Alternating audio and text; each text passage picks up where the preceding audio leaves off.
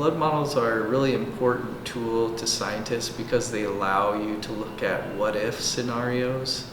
So for instance, in different communities, you might not have ever experienced the largest flood that's occurred there. That might happen, this summer. So what the flood model allows you to do is put through different flows through, let's say for instance, we had a flood model for Adele. So Adele hasn't had their highest flood yet. And if that happens this summer, you might be able to go through and see what if that happened, what area within the town would get flooded.